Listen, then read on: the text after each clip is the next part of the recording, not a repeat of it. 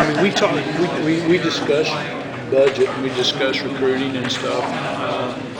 And they are, and I try to be extraordinarily respectful about how money is spent because we don't want to be extravagant. I mean, in the grand scheme of things, I think that's one of the things that's good is that there's a lot of access to athletes within driving distance, and a lot of kids from Atlanta to Washington, D.C. So, we're not put in a situation where we've got to get kids and we've got to get coaches and fly them all the way to the West Coast all the time. So, but I mean, they make me aware of what the budget is, and we try to not abuse it at all. Is travel the biggest? Probably, yeah, no question about it. I mean, that and bringing the recruits in, and I think, and again, we've never brought in, I think you're allowed 56 recruits, and we've never brought in because we're pretty respectful. I know that there's one of the things that's an issue is that a lot of schools are starting to complain about schools bringing kids in and using their last couple of weeks of the recruiting season for next year. So they're bringing in a lot of underclassmen, bringing in juniors for junior days, and we haven't even really signed them yet. And so we've tried to avoid some of those things just out of respect for the budget.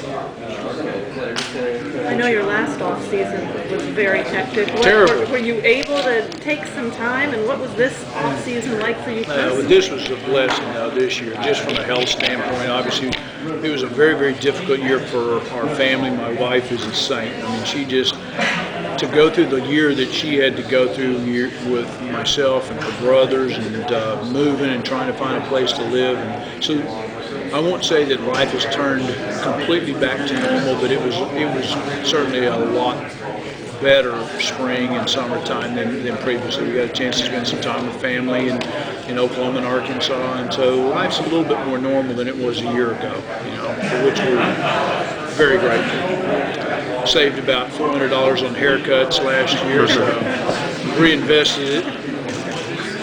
What's your place kicking? That's a concern. Someone asked earlier about concerns. I mean,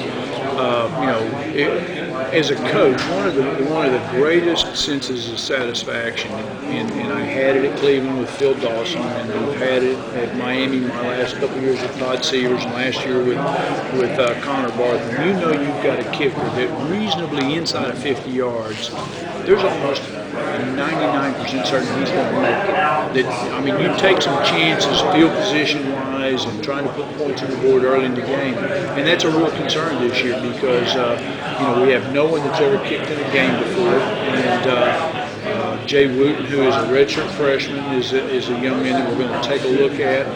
We're still not 100% settled with that. Connor's younger brother, Casey, is coming to school as a walk-on.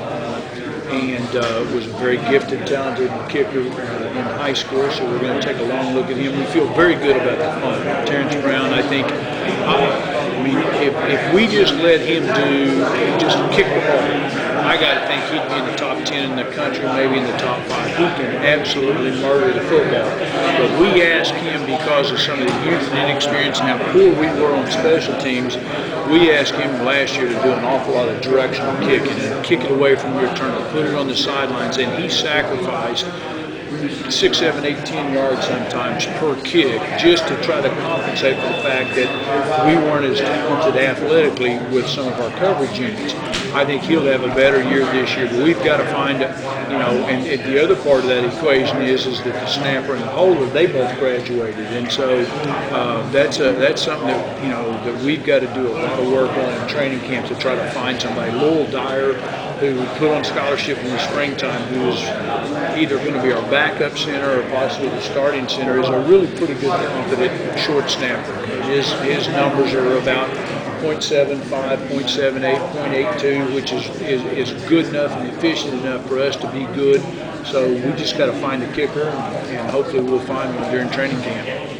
What is the defensive specialist in you think of Georgia Tech bringing their offense? Yeah, no, well, we would have loved for them to stay exactly where they were. Unfortunately, they didn't.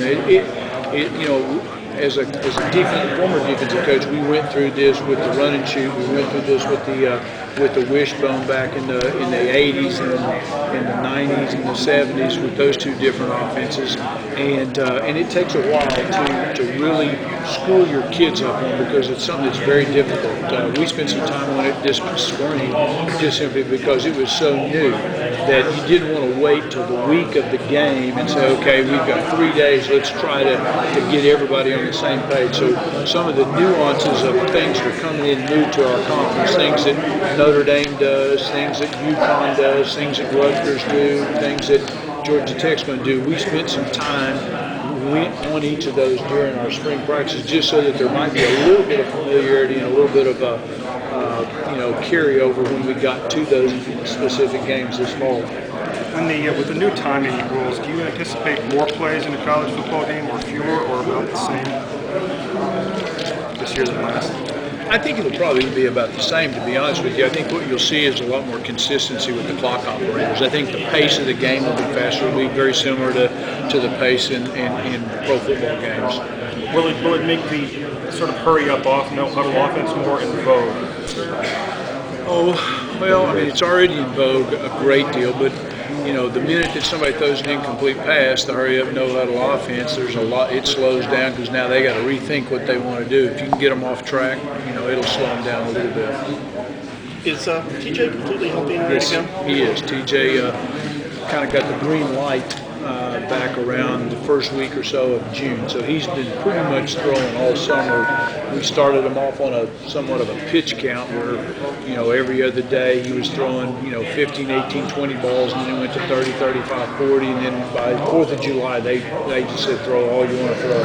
How much did he miss by not participating in the spring, or is that not No, he missed I mean, there was a lot that we would have loved for him to have been able to do. It was obviously important to get him healthy, but, anytime you've got a quarterback that starts 12 games, you're anxious to see, okay, now take that experience and now let's find out what you can build on top of that. And so we missed that opportunity with him. He took a lot of mental reps and he watched a ton of film, but there's no substitute for going out there and being with the receivers and running the offense. I ask you that because the other two guys got a lot of reps in the spring. They did. And got a lot of looks, and I was just over there with Frank, and he was talking about the 2-quarterback system and how he does it, but he doesn't really like it. Is that something that you would consider, or one guy and that's it? I'm a one guy.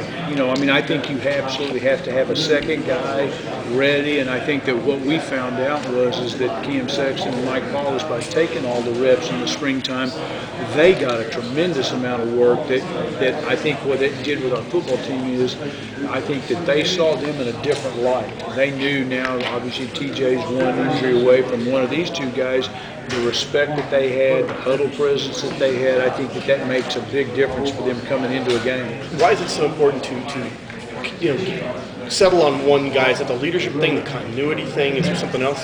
I think the leadership thing, and I think also the way in which, no two quarterbacks are going to be absolutely identical. I mean, each one of them is going to have a strength, and you're going to want to try to play to that player's strength, and so those are things you practice more, things you got a lot more confidence in doing. I've never been in a place where two guys were absolutely identical. When we had Bernie Kosar and Vinny Testaverde, they were two great quarterbacks, two guys that had long careers in the NFL, but they were absolutely totally opposite. Thanks. How long does it take a new head coach to kind of establish a new culture and make that transition? 8, 10, 12 years.